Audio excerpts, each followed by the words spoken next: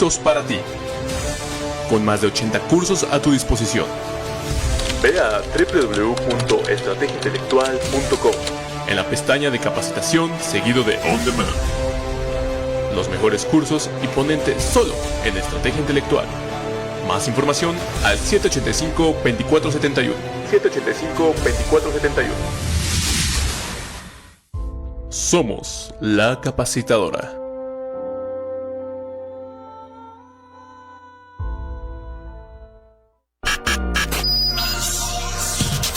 Estrategia Intelectual presenta el programa Revista Intelectual con el contador público y maestro en impuestos Rubén Félix Vallejo Calderón. Comenzamos.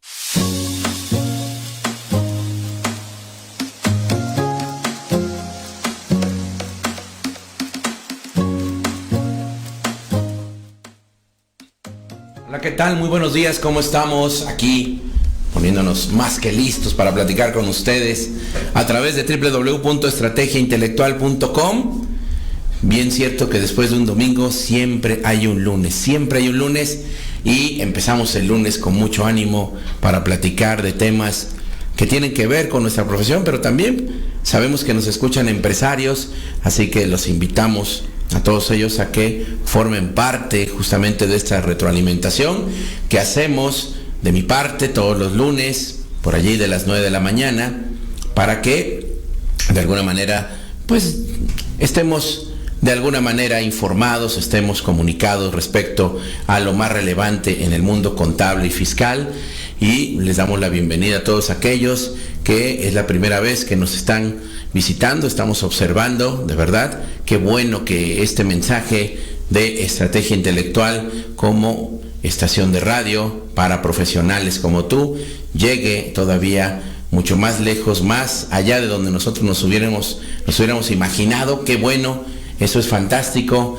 y eso lo vemos a través de los diferentes ratings de los programas de radio que durante la semana se llevan a cabo aquí en esta cabina o fuera de esta cabina, pero con unos sensacionales titulares de programa que tienen información justamente para todos y cada uno de ustedes. Y bueno, no es la excepción que empecemos con información. Hay bastantes cosas de verdad que compartir, no es una mañana cualquiera, en verdad, después de haber vivido una semana con bastante información. Ustedes se preguntarán, bueno, si no llegué a observar algo en el Diario Oficial de la Federación, no veo algo realmente nuevo en la página del SAT, en www.sat.gov.mx. Bueno, ¿de qué estará hablando en este momento Félix al respecto? Bueno, vamos a tratar de ir poniéndolos al tanto en este momento de qué es lo que ha venido sucediendo para que ustedes contemplen, de acuerdo a los clientes, de acuerdo a los contribuyentes que estén asesorando, ustedes empresarios, de acuerdo al giro en el que estén, pues sepan que ya existe alguna información respecto a las cosas que ustedes deben de hacer en el día con día en aras de un buen cumplimiento de las obligaciones fiscales, ¿de acuerdo? Entonces, miren, el programa de hoy es acerca de la identificación de facturas con contenido inexistente, falso o simulado, así le hemos llamado, y aterrizaremos el por qué le hemos llamado así al programa de hoy, que es fundamental en este momento. Ya estamos hablando de que de los 90 días, aproximadamente 91 días que nos dieron como una especie de amnistía en el ámbito penal, como una especie de autorregularización en el ámbito fiscal, bueno, de ellos ya estamos hablando de que estamos rebasando la mitad. Ya tenemos por ahí más de 45 días, así que solamente nos queda, pues ¿qué será? Menos de un 50% del plazo que se nos otorgó para poder llevar a cabo no solamente la identificación de esas facturas con el contenido inexistente, falso o simulado, sino también para emplear las acciones necesarias a que haya lugar, ¿de acuerdo? Entonces, ese va a ser el tema del día de hoy que nosotros tenemos para todos y cada uno de ustedes. Ustedes saben perfectamente, no importa, ¿sí?, si ustedes pues ya están completamente seguros, tienen la certidumbre de que no tienen ningún problema con ello, siempre existirá alguna persona del entorno que quizá no sepa ni siquiera de qué se está hablando. De verdad es increíble con todo esto. Yo he visto incluso en las redes sociales, he visto en los medios informativos, estaba escuchando el pasado viernes 14 de febrero, que en el noticiero de imagen, el de Ciro Gómez Leiva en la noche, el analista económico que se llama David, él estaba de alguna manera hablando justamente de esta situación de las facturas. Él le llamó falsas. Realmente hay que decirle que realmente en esa acepción esto de lo que vamos a platicar no cabe, porque esas facturas fueron validadas por el Servicio de Administración Tributaria y obviamente no son facturas falsas. Lo que es falso es su contenido, y obviamente ese tema es algo importante de conocer, pero solamente no de conocer, sino también de aplicar, ¿ok? Entonces estamos aquí al pendientes como todos y cada uno de los lunes, de sus comentarios, de las dudas, de las preguntas que ustedes tengan, y empezamos platicando de que, bueno, la pasada semana estuvo aquí en estos micrófonos el delegado de Prodecon, César Iván de la Torre Flores. Aquí estuvo entre estos micrófonos, lo acompañó Norma Hernández Ronquillo, quien es su jefa el departamento del área de acuerdos conclusivos.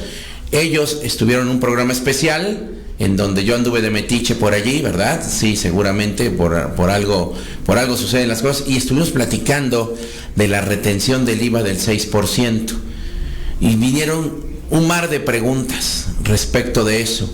Si tú quieres ver los datos específicos dentro de lo que es la página de Facebook de Estrategia Intelectual, ahí está completito el programa especial que se hizo respecto de lo de la retención del IVA del 6% a los servicios, lo que marca la fracción cuarta de ese artículo 1A de la ley del IVA, que ha ido y venido en cuanto a comentarios. Justamente, no tanto ya, digamos, por la redacción, que en principio nos pareció que no era justamente la adecuada, que no estaba siendo compatible con el espíritu de la misma, que estaba reflejado en la exposición de motivos, sino que finalmente se estuvo hablando de un método para poder llevar a cabo la interpretación de esta norma jurídica, que no es el teológico, sino el exegético, que es lo que dice el texto finalmente. Y el texto pues no solamente se constriñe, como en la exposición de motivos, a lo que es la subcontratación laboral, sino a una gama mayor de servicios. De verdad, vinieron preguntas muy interesantes, muy importantes. Por eso yo les comento, ustedes realmente hacen ese tipo de programas con ese tipo de comentarios y preguntas que ayudan a que quienes estamos obviamente ante el micrófono estemos interactuando y estemos ahí debatiendo, platicando, esgrimiendo lo mejor posible para darles una respuesta totalmente adecuada. Preguntaron absolutamente de todo, y es muy importante que ustedes, si quieren saber si su servicio, ¿sí?, el que ustedes están prestando tiene que ver algo con esta retención del 6%, entonces yo los invito a que entren a la página www.estrategiaintelectual.com, donde seguramente en el podcast ya debe de estar, o entren a la página de Facebook de Estrategia Intelectual, y ahí ustedes podrán visualizar cómo estuvimos interactuando con algunas diapositivas que trajo la delegación Prodecon en Puebla para específicamente hablar con ustedes de dicho tema. Carlos Cisneros, buen día, maestro, me dice, excelente inicio de semana para ti también, mi estimado Carlos, te mando un abrazo, así como a Javier Rangel, buen día, ¿qué tal? Dice, muy bien el tema, excelente, sí, ¿verdad? Javier, pues es que de entre varios temas que podemos tocar, pues creo que este sería realmente, por la premura, por lo que implica y demás, ¿sí?, un tema que vamos a compartir. Gracias, mi estimado Javier. te mando un gran saludo. Juan Francisco Hernández Gómez dice, buenos días maestro Félix, interesante el tema. Sí, vaya, más que interesante, cierto, mi estimado Juan Francisco. No sé de dónde nos estás aquí comunicando. Javier, él es de Monterrey, pero está vecindado aquí en Puebla. Carlos, ¿de dónde nos estás contactando? Por favor, queremos saber exactamente hasta qué parte del país vamos a mandar los saludos. Y bueno, decíamos esto de la retención del 6%, de alguna manera, ¿sí? Vamos a decirlo así, de acuerdo, ha quedado a los ya debidamente planteado por parte de lo que es la delegación Prodecon, para efectos de que ustedes conozcan, en caso de estar inmiscuido en algún tema, bueno, en caso de tener alguna duda, pero insisto, en ese programa especial, de alguna manera, ellos plantearon su particular punto de vista respecto de a qué servicios se les debe de aplicar dicha retención del 6%. Muy interesante el saber que ha causado incluso confusión en otro tipo de servicios, los cuales ya contemplan una regla específica, le llama a la delegación una norma especial, ¿no? En donde ya hay una retención, por ejemplo, en el servicio de mensajería, en los fletes y demás, que es el 4%, en el servicio que hace un contador, un abogado, y por el cual como persona física tiene o es sujeto a la retención de 2/3 partes del IVA. Ese tipo de normas especiales ya están plenamente identificadas y obviamente nada que ver justamente con lo de la retención del 6% del IVA. Aterrizando, decíamos, no existe la retención si no se pone a disposición personal, y una vez que se pone a disposición personal hay que analizar las funciones para saber quién tiene el aprovechamiento, el beneficio directo justamente de la labor de ese personal, porque aquí no importa si están bajo dependencia o no del contratante, ¿de acuerdo? Y como dice ahí, no importa cuál es el nombre o designación que se le dé al contrato, bueno, pues esa situación hace pensar que podemos no estar pensando en un contratista, un contratante, sino un prestador de servicios y un prestatario, ¿de acuerdo? Entonces los invito a que ustedes vean ese programa o escuchen ese programa si es que no tienen la posibilidad, solamente entran y lo empiezan a escuchar, siguen con su trabajo, pero están obviamente capacitándose en ese mismo momento con respecto a este tan polémico tema. Mi estimado Esteban Elizalde Mendoza, te mando un gran abrazo. Gracias desde Ciudad de México, ¿verdad? Me dice Juan Francisco Hernández desde la bella Oaxaca. Así es, un gran saludo para todos nuestros amigos allá en la bella Oaxaca. Y Carlos Cisneros nos dice desde Tepic, Nayarit, muchísimas gracias por escucharnos. Estamos así de cerquita, ¿verdad? Con esto de la tecnología, estamos realmente así de cerquita. Bueno, ese es un tema, el del 6%. Otro tema de la semana pasada, porque estamos ahorita así como que recapitulando esta situación de toda la información que se generó durante la semana pasada. Y aprovecho para saludar hasta Chiapas a nuestro buen amigo Julio García Castillo. Te mando un gran saludo, buenos días. De la pregunta que siempre nos hacemos, ¿cuándo inicia el año y demás? Siendo, ¿de qué sector? Siendo una persona física o moral que estamos tributando en el capítulo 7, título 2, ley del ISR, en español, que seamos obviamente de los sectores agrícola, ganadera, pesquera, silvícola. Siempre nos estamos preguntando, ¿sí?, ¿qué sucede con las facilidades administrativas que se otorgan a este sector? Igual también, si estamos hablando del capítulo 8, el capítulo 8 donde están los coordinados, los transportistas de carga, los transportistas de pasajeros, ¿qué sucede con la resolución de facilidades administrativas? Importantísimo tener en consideración que ese documento que está obviamente en la página del SAT sea publicado a más tardar antes de la presentación, de la fecha de presentación del primer pago provisional. ¿Por qué? Porque dentro de esas facilidades hay muchas situaciones que debemos de contemplar para poder llevar a cabo la presentación del primer pago provisional del año. Entonces, ¿ya vieron los diferentes sectores? Pues bueno, ya hay una publicación dentro de la página del Servicio de Administración Tributaria el pasado 14 de febrero. ¿Y eso qué significa? Que el SAT, ¿sí?, celebra el amor y la amistad con este tipo de sectores. ¿Por qué? Porque finalmente, pues, son facilidades administrativas que son de vital trascendencia para pues vamos a decirlo así, para el diario andar de cada uno de los contribuyentes que está en estos capítulos que acabamos de mencionar, que es importante que puedan dentro de su cálculo contemplar, ya que obviamente su cálculo es con base en flujo de efectivo, puedan contemplar deducciones autorizadas que aparentemente no sería posible contemplar, valga la redundancia, pero que la misma resolución de facilidades hace énfasis en que sí es posible, y estamos hablando justamente pues de considerar, en el caso de los del sector primario, unos gastos menores que anualmente no pueden rebasar de la cantidad de 800,000 pesos, y que en esos gastos menores, así como para los transportistas, estamos hablando de una deducción del 8% sobre los ingresos acumulables, tienen que ver con gastos que realmente se llevaron a cabo, que efectivamente se pagaron. Tienen que ver con que estén debidamente registrados en contabilidad, ¿sí?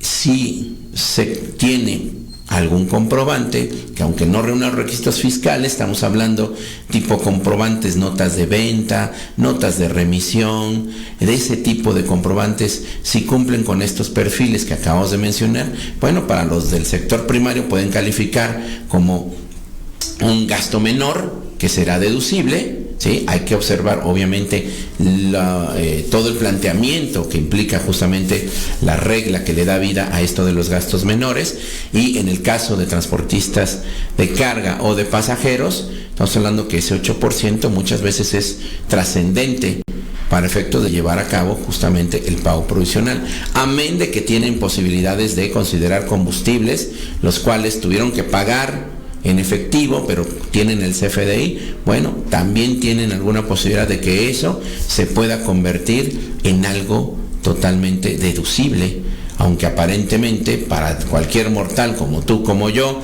que vamos a cargar combustible y que no tenemos en ese momento un medio de pago, o no hay sistema y tenemos que pagar en efectivo, finalmente pagamos en efectivo, y para cada uno de nosotros que no estamos en esos sectores de los que estamos platicando, no es deducible, ¿verdad?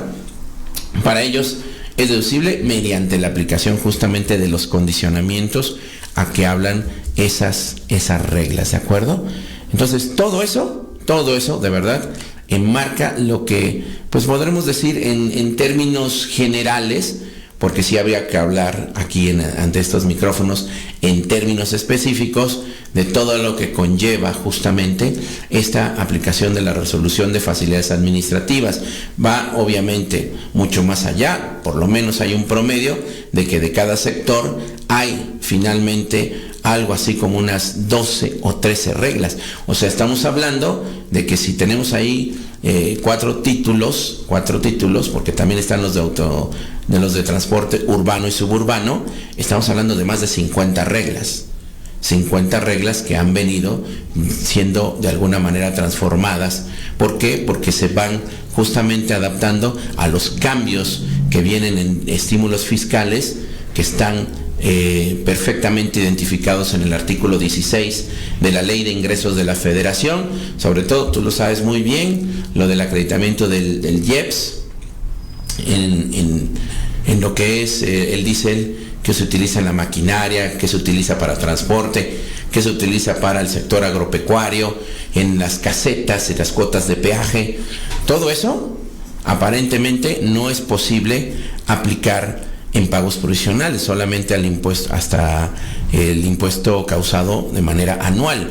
Pero dichas facilidades, en algunos de esos casos, en la aplicación de algunos de esos estímulos, sí te permite hacerlo a través de los pagos provisionales, así que habría que observar perfectamente de qué finalmente estamos hablando. Y cuando aparentemente, ¿sí?, acreditamientos que hoy se hacen únicamente, ¿sí?, contra impuestos de la misma naturaleza, ¿no?, en ciertos aspectos específicos, bueno, pues entonces aquí sí estamos hablando de que hay posibilidades de realizar acreditamientos contra el ISR retenido a terceros. Eso es lo que trae justamente, eso es lo que trae la resolución de facilidades administrativas, que es obviamente de una lectura obligatoria para todos aquellos que les interesa, que tienen interés en estos sectores o que ya están dentro justamente estos sectores. Quienes ya llevan año con año deben observar lo que dijimos puntualmente, que se va adaptando a lo que tenga la Ley de Ingresos de la Federación. La del 2020 ya tiene un tope para aquellas empresas, ¿sí?, de acuerdo a los ingresos que van a acumular durante este año lo de las cuotas de peaje. Estamos hablando de 300 millones. Y en el caso del acreditamiento del IEPS, que está en el diésel, ¿verdad?, estamos hablando de una cantidad de 60 millones. Hay que estar muy al pendientes. Bueno, esa es otra de las noticias, ¿ya vieron? Otra de las noticias que surgió durante la semana pasada, mientras todos estábamos de alguna manera en la fase, en el modo romántico, ¿sí?, la autoridad, ¿sí?, también lo estuvo, pero para con los de este sector, porque cada año, de verdad, el mes de enero es preocupante, porque siempre están preguntando si finalmente va a aparecer o no, y más con la experiencia del año pasado, que aparecieron ya tarde, ahí publicadas por ahí de un 21 de febrero, si mal no recuerdo, el 2019, las del año anterior. Ya había pasado la fecha de vencimiento del primer pago provisional. Adriana Santana, te mando un gran saludo, dice: hola maestro, saludos, así como a Guillermo Loy, saludos desde la Facultad de Contaduría Pública de mi alma mater, ¿verdad?, de la Benemérita Universidad Autónoma de Puebla. Guillermo, un gran saludo, ¿sí?, un gran saludo a la Facultad de Contaduría Pública, a toda la comunidad de esa facultad de la UAP. Muchísimas gracias. Bueno, ese fue otro de los temas, ¿sí? El otro, hay que estar muy pendientes, amigos, de verdad, y por eso aquí, empezando en lunes, nosotros vamos ahí, pues tratando de decirles qué es lo que finalmente se viene generando en cuanto a noticias fiscales, claro, por supuesto. Pueden ser legales, pueden ser laborales, aunque existen otros programas que están mucho más, vamos a decirlo así, identificado plenamente con todos y cada uno de estos temas.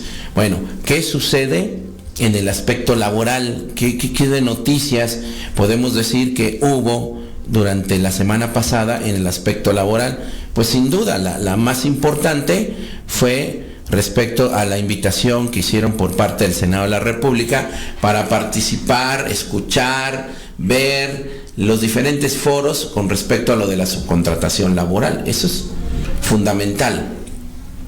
¿De dónde están partiendo? Obviamente, sí, están partiendo, lamentablemente, aunque de inicio, ¿verdad?, de la propuesta del senador Napoleón Gómez Urrutia.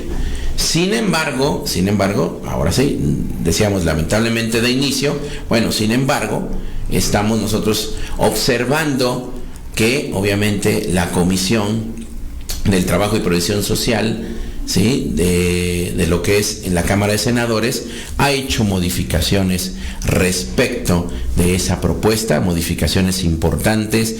No se está tomando esto a ultranza, como que el llevar a cabo actividades de subcontratación laboral ya es un delito, ya hay que criminalizarlo, en fin, no es tanto por ahí. Ya se hicieron las adecuaciones, sí se percibe en una exposición de motivos de ese dictamen, que yo les invito a leer por ahí de la página 34, de dicho dictamen, que ustedes observen plenamente cuáles son las finalidades, los objetivos, pero claro, por ahí de la página 56, 57, ya podrán ustedes observar lo que lo que la Comisión del Trabajo y Previsión Social en la Cámara de Senadores llevó a cabo en cuanto a modificaciones, adiciones, que se tiene ahorita contemplado. Bueno, un cambio totalmente de 360 grados con respecto a lo que es el artículo 15A de la Ley Federal del Trabajo. Fíjense nada más, ¿sí? Estamos hablando de modificaciones interesantes, importantes, a 4 artículos que ya conocíamos. ¿Desde cuándo? Desde el 1 de diciembre del 2012, imagínense, y que pasaron el filtro de la reforma laboral del 1 de mayo del 2019 y no fueron absolutamente considerados para llevar a cabo alguna modificación. Claro, esto podemos pensar que a conveniencia. ¿Por qué? Porque todavía no teníamos firmado lo de el Tratado México, Estados Unidos, Canadá. Entonces, esta situación de la subcontratación laboral finalmente va a tener modificaciones, ¿sí?, en esos artículos 15A, 15B, 15C y 15D de la Ley Federal del Trabajo, así como también la incorporación aparentemente de un nuevo artículo que es el 15E. Así como van las cosas, claro, debemos recordar que después de todo esto que se va generando, tiene que pasar votación al Pleno, aunque esto parece ser algo realmente muy similar a lo que sucedió con la reforma penal fiscal. Si ustedes recuerdan, del Senado, de la forma en cómo salió hacia la Cámara de Diputados, aunque hubo foros, aunque hubo muchas voces que ahí expresaron su inconformidad con la forma en cómo estaba esto redactado, al final del día, ¿sí?, los diputados la aprobaron tal cual, ¿sí? Los diputados, obviamente la mayoría, la del partido en el poder, la aprobó tal cual, salió de la Cámara de Senadores y hoy la conocemos como la reforma penal fiscal, sí, esa que está publicada en el Diario Oficial del 8 de noviembre. Así que varias de las situaciones que se están contemplando en materia de subcontratación laboral, sobre todo en prohibiciones, que eso no lo observamos en el artículo 15A de la Ley Federal del Trabajo. Bueno, es muy probable que lo observemos si se aprueba de esta manera. Acuérdense que en el artículo 15A estábamos muy acostumbrados a saber cuál era la situación que privaba entre un contratista y un contratante, ¿verdad? Esa disposición de personal que quedaba bajo la dependencia de el contratista. Eso va a seguir de la misma manera, nada más que quedan prohibidas algunas situaciones. Vemos todavía, ya estoy dando por hecho, ¿verdad? Y debo de callarme la boca. Prácticamente la doy por hecho. Así es verdad, ¿sí? Vemos hoy en el artículo 15A que hay tres escenarios, ¿sí?, 3 incisos que hay que respetar. ¿Para efectos de qué? Para efectos de que no sea considerado el contratante el patrón. Estamos hablando, insisto, en términos laborales, ¿ok? Y entonces pues, estamos observando que no puede abarcar la totalidad de todo lo que se lleva a cabo, ¿sí?, con el patrón. Debe de justificarse por su especialización y en este momento, ¿sí?, no puede abarcar tareas iguales o similares de las que ya está realizando ese contratante, ¿de acuerdo? Entonces, aquí la situación es que empieza a ser un poquito más específico qué es lo que priva en materia de subcontratación para que no pueda considerarse que el contratante tiene una responsabilidad para con los trabajadores. Se establecen prohibiciones, pero lo más importante de establecerse dichas prohibiciones son justamente las correlaciones que se hacen en materia de que la subcontratación podría calificarse como ilegal, que estuviese realizándose un acto ilícito y que esto conllevaría a que de manera retroactiva el contratante que llevó a cabo justamente este convenio, su contratación, fuese obviamente el responsable de reconocer de las condiciones de trabajo que tienen esos trabajadores, de su derecho a participar de las utilidades, porque al final del día el considerar que esa subcontratación fue de carácter ilegal implica que los trabajadores pues obviamente no eran del contratista, sino siempre fueron del contratante. Así que estamos hablando de una regularización en materia de lo que es la subcontratación. Estamos hablando de que la aparición del artículo 15E es para que la Secretaría del Trabajo y Previsión Social certifique a las empresas de subcontratación, lleve a cabo la creación de un padrón de empresas de subcontratación y que esto obviamente fructifique en la situación de darle una mayor certidumbre jurídica a todas aquellas personas que estén obviamente con la consabida situación de seguir manejando esto que a nivel mundial es una mecánica para ofertar empleo, que aquí obviamente escuché por parte obviamente de gente que maneja esta información de la manera debida, de buena fuente, que pues, obviamente representa un gran porcentaje del Producto Interno Bruto, lo que se hace a través de la subcontratación laboral, todas las finalidades que ello conlleva. Así que bueno, pues todo esto obviamente hay que analizarlo de una manera debida. Ahorita ustedes pues ya tienen una idea de por dónde va todo esto. Si ustedes gustan, obviamente vamos a abrir por ahí alguna publicación para que ustedes tengan el dictamen, o si ustedes quieren ponerse en contacto, ya sea con la cabina, Juan Carlos, 2215 17 20 32, lo vuelvo a repetir, 2215 17 20 32, le voy a hacer llegar a Juan Carlos a través de ese WhatsApp, le voy a hacer llegar lo que es ese dictamen para que ustedes le manden un WhatsApp. ¿Qué te parece, Juan Carlos? ¿Sí? Y a su vez, una vez que ustedes le digan, es que yo quisiera ese dictamen, pues ustedes puedan tener acceso a dicho dictamen, lo puedan leer, ¿no? Por favor, hay por ahí algo así de 60 y tantas páginas, de verdad que pueden ustedes estar leyendo esa exposición de motivos. Es importante que sepan el porqué, que sepan los antecedentes, que sepan las finalidades, el objetivo de todo esto.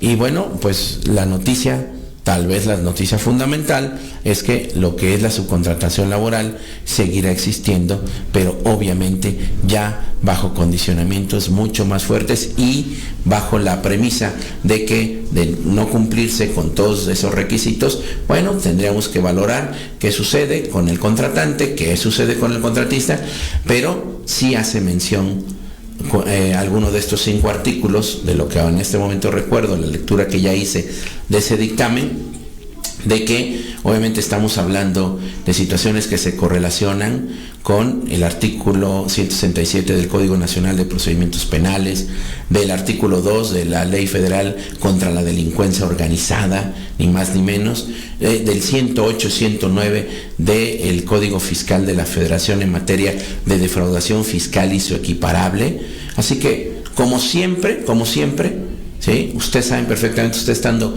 debidamente informados, debidamente capacitados, esto es para que se aplique de la manera correcta, no se tenga que caer en estos supuestos y se continúe adelante con algo que da para mucho en la productividad de un país como el nuestro.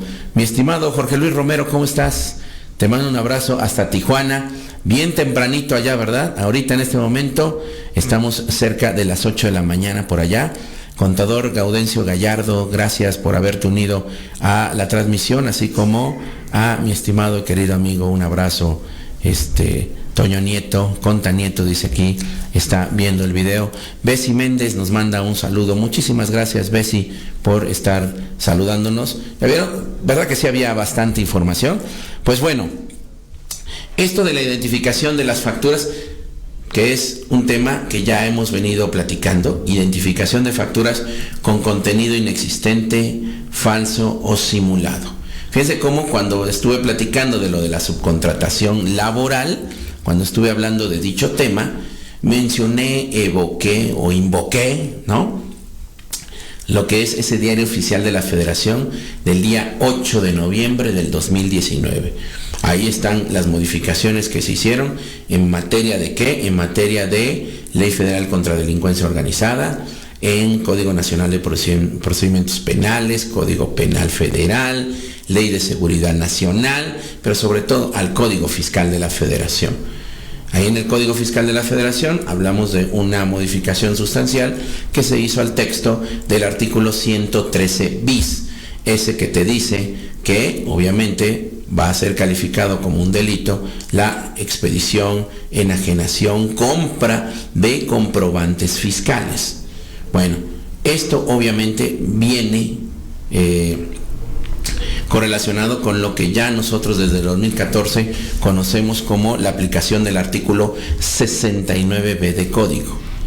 En el 69B de Código empezamos a leer respecto de un procedimiento que se lleva a cabo con un emisor de comprobantes fiscales que no cuenta con los recursos humanos, materiales, financieros o con un domicilio fiscal adecuado que permita concebir a la autoridad que se está llevando a cabo las operaciones que se dicen en la emisión de dichos CFDIs. Por eso decíamos en un principio que aquí no estamos identificando facturas falsas, estamos identificando facturas que tienen un contenido falso, que tienen un contenido simulado, que tienen un contenido que es inexistente, no se llevó a cabo dicha operación.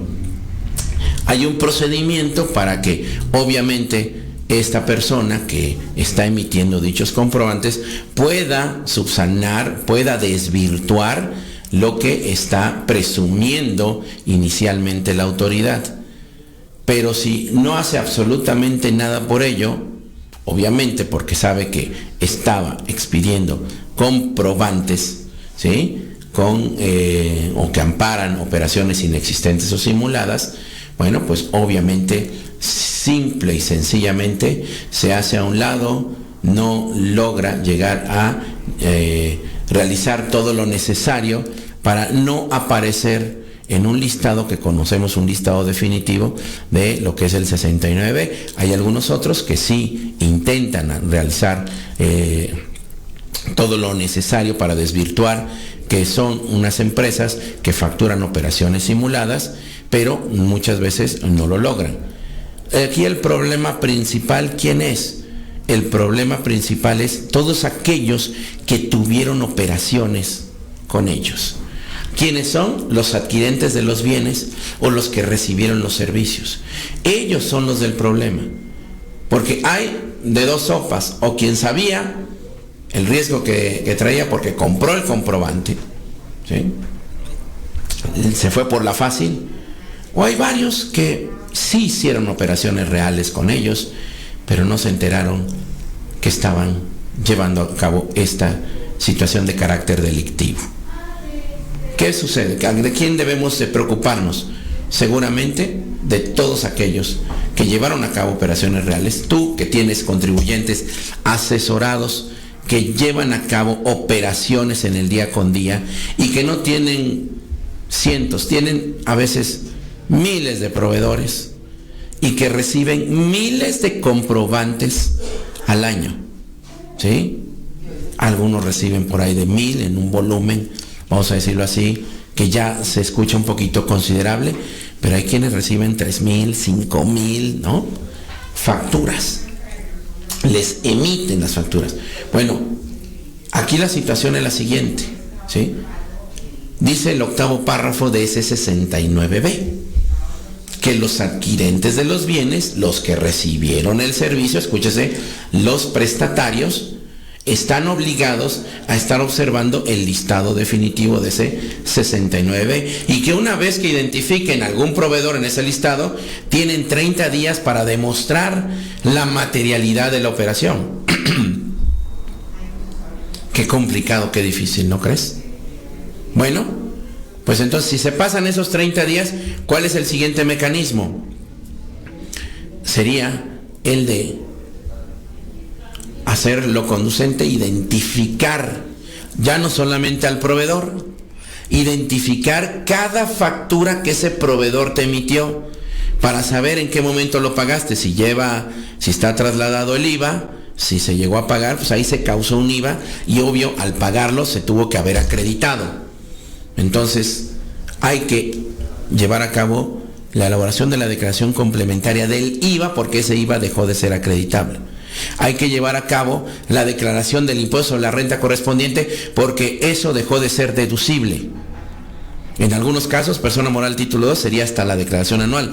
En casos como son flujo de efectivo, como es persona física, persona moral, sector primario, sector de autotransporte, tienen que hacerse las declaraciones desde el momento mismo en que en cada pago provisional se consideró como deducible por haber pagado dicha factura. Para algunos no es simple, no es sencillo. Pero el problema principal es no tanto identificar al proveedor, ¿ya lo vieron? Porque ya identificaste al proveedor, ya pusiste a una persona a que te identificara al proveedor y ahora, ¿sabes qué? Échate un clavado a la contabilidad y empieza a revisarte a ver en dónde nos expidió facturas. Es un trabajo bastante pesado. Estamos hablando, como lo dijimos en la introducción, de que ya nos quedan menos de 45 días naturales para poder llevar a cabo esta presentación de declaraciones complementarias. Y qué mejor que en la declaración anual del 2019 ya consideres esta situación, ya hayas identificado esas facturas y ya no tengan algo que ver justamente con tu declaración anual. Yo sé que es una situación problemática, yo lo sé, ¿sí? Que si no, o sea, en todos los foros en los cuales he estado, imagínate el desconocimiento que se tuvo de esto y que al final del día esa factura, ¿sí?, tenga que revertirse en sus efectos fiscales y como si no existiera. Puede existir para efectos contables, sí, pero para efectos fiscales sus efectos no han lugar, no son válidos. Así que es una situación que, bueno, ya hay que atacar de una manera ya rápida, ágil. Acuérdate, las disposiciones transitorias para el Código Fiscal de la Federación para 2020 en su artículo 8 dice en la fracción primera que nos están dando 3 meses, enero, febrero y marzo del 2020, para llevar a cabo esto con respecto a todo lo que se hizo antes de la entrada en vigor justamente de esa disposición. O sea, estamos hablando de 2019, 18, 17, 16, 15, 14, ¿sí? De todos esos años hay que estar considerando el identificar proveedor y cada factura de ese proveedor. Es un trabajo tremendo, complicado, así es. Entonces, esto que nos están dando la oportunidad, porque imagínate, ya en abril no solamente estaremos hablando de que esto tuviese alcances penales, sino también en lo económico. Esto implica una multa de un 55% por cada comprobante. Así que, de las experiencias que tenemos ya a través de lo que en este momento voy a comentar, dicen que bueno que ya se pudieron identificar factura por factura de los últimos 6 años y podemos ya estar de alguna manera tranquilos y ahora sí vigilantes de los siguientes listados que se puedan presentar para poder hacer uso de ese derecho de demostrar que la operación fue real. Bueno, todo esto que estamos aquí comentando, ¿sí? Déjenme decirles que aquí en Estrategia Intelectual estamos nosotros ofreciendo justamente ese servicio de identificación de facturas con contenido inexistente, falso o simulado de los últimos 6 años. ¿En qué tiempo? En 7 días hábiles. O sea, en semana y media ustedes podrían saber no qué proveedores, no, qué facturas son las que tienen problema con 69B. Y ustedes ya nada más háganlo conducente, ¿sí? Con un diagnóstico obviamente del estatus que se tiene en 69B. En este momento nosotros estamos llevando a cabo este procedimiento, obviamente un procedimiento en el cual se lleva justamente a cabo con la información que se tiene dentro de lo que es el servicio de administración tributaria en esos CFDIs que han sido emitidos a tus clientes, asesorados, contribuyentes y que obviamente es totalmente lleno de certidumbre para que hagas lo que tengas que hacer respecto de esta situación. Puedes comunicarte al teléfono que tenemos en cabina 22 15 17 20 32 o mandar un WhatsApp en este momento, ¿sí? si tú así lo haces, lo que vamos a hacer justamente es no solamente darte la certidumbre de que esto se va a hacer de una manera adecuada, sino también estamos hablando, Juan Carlos, ¿qué te parece de un 20% de descuento para las personas que se comuniquen, que estén interesadas? Y también pueden hacerlo a través de lo que es el teléfono de ventas de aquí de la estación de radio, que es 2221-856412. Repito, 2221-856412. Qué importante es que ahorita tú sigas pensando en el cumplimiento de obligaciones fiscales que tienen que ver con el ejercicio inmediato anterior, escúchese, 2019, y qué importante sería que esto conllevara a que ya presentaras por lo menos la del 2019, ya considerando esta situación. Recuerda, el SAT sabe perfectamente, porque tiene esa información de terceros, que te emitieron a ti esos comprobantes. No es de si se da o no se da cuenta.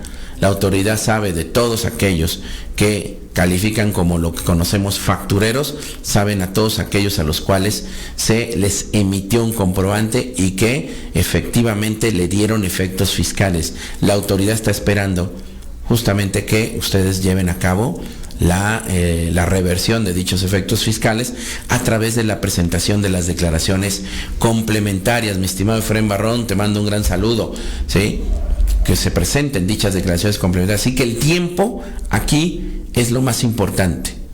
Insisto, en 7 días hábiles tú tienes factura por factura. Qué bueno que el listado, ¿sí? Perdón, el servicio que te ofrecemos te diga que no tienes ninguna factura con problema, ¿de acuerdo? Pero sí es necesario que tú lo consideres, que te pongas en contacto, que sepas de qué estamos hablando en ese sentido, y obviamente Estrategia Intelectual está aquí para apoyar a todos y cada uno de ustedes. Así que el mensaje, bueno, obviamente ya sabes que tenemos nosotros que hacerles saber de los servicios que se ofertan acá, pero el mensaje principal, como siempre lo hemos hecho a través de este programa, es: solamente tienes hasta el 31 de marzo para esto que califique como una autorregularización. Dirían los abogados penalistas que se termine la amnistía que se está dando. ¿Por qué? Porque esto es un delito.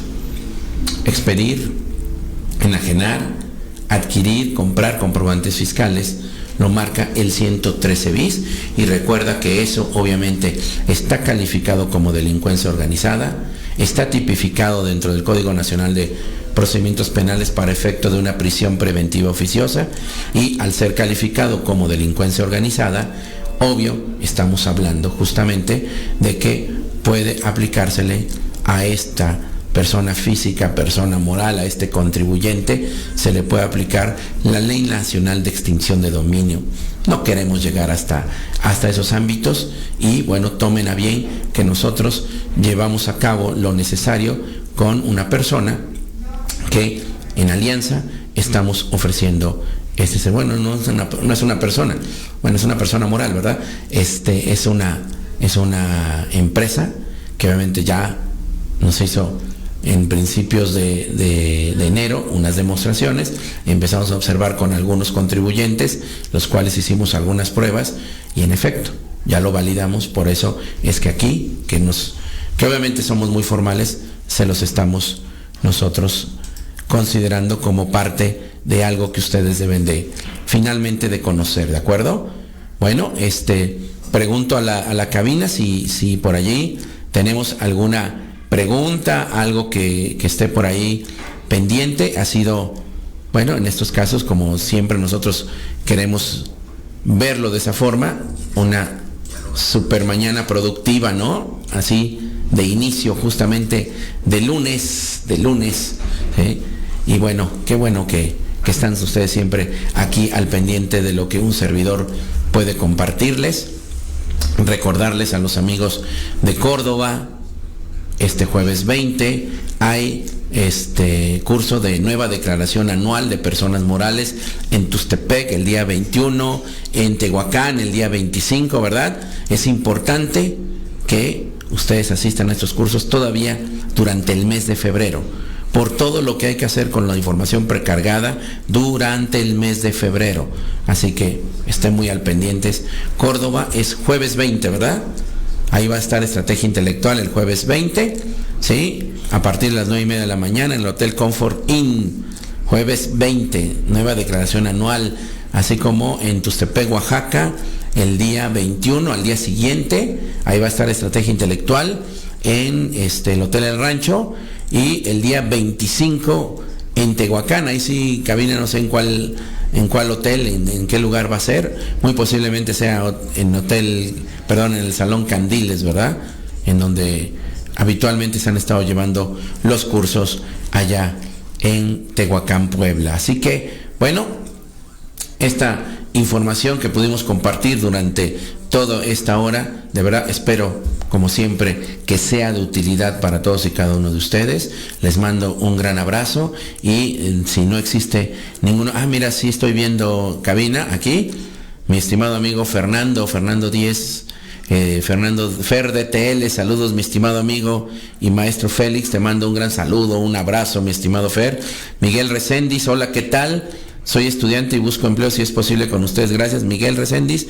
Manda tu información a la cabina 22 15 17 20 32. Gaby Porras, te mando un abrazo hasta Tlaxcala, gracias.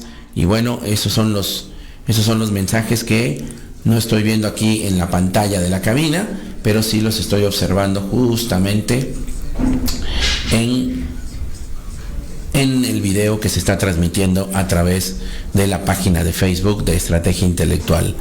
Así que bueno, muchas gracias a todos los que obviamente también le dieron o le están dando like, ¿no? Mi estimado amigo Rodrigo Rojas, presidente de IMCP allá en Cuernavaca, Morelos, así como a Julio García Castillo, a mi exalumna Paloma del Razo, Guillermo Loy, Gael Sandoval, Mari Márquez Pinto, Ricardo José García, Elden Omar Cusco, Besi Méndez, Rojas Fernando, José Luis Morales, Patricia Mejía Mendoza, Juan Francisco Hernández, Carlitos Hernández, Delis Álvaro, Miguel Adler, Guadalupe Martínez, Efrén Barrón, Marisela Bastida, Moisés Calderón, Abimael Ortiz, Ternurita Mart, Norma Juárez, Candelario de la Cruz, otra vez lo volví a decir bien, mi estimado Candelario, ya no te había escuchado,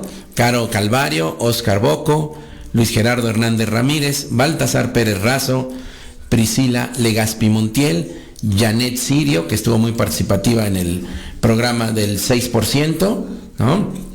A mi alumna Lucía también, a Gaby Herrera Poblano, saludos, Ariel García, Jorge A. Trejos Camilla, desde Hidalgo, importantísimos estos temas, así es, mi estimado, para todos ustedes, ¿sí? Ya hice el recorrido para poder mandarles todos y cada uno de los saludos. Gracias por estar siempre al pendiente y, como ustedes saben, siempre con el gusto de compartir esta información que va surgiendo semana tras semana. Por favor, estén al pendiente de la programación de www.estrategiaintelectual.com, así como de la página de internet, de Facebook, de Estrategia Intelectual, para que ustedes sigan, obviamente, capacitándose de una excelente manera con los titulares de programa de radio, que tienen mucha información que compartirte en todos los ámbitos. Estrategia Intelectual, la estación de radio que te transmite conocimientos, habilidades, experiencias para profesionales como tú, para empresarios como tú. Muchísimas gracias. Saben a dónde localizarme: Facebook, Rubén Félix Vallejo Calderón, así como en Twitter, @contadorfélix, o al WhatsApp 2222 38 14 52. Encantado de poder estar contigo, asesorarte o de capacitar a tu empresa. Hasta pronto, que sea una excelente semana.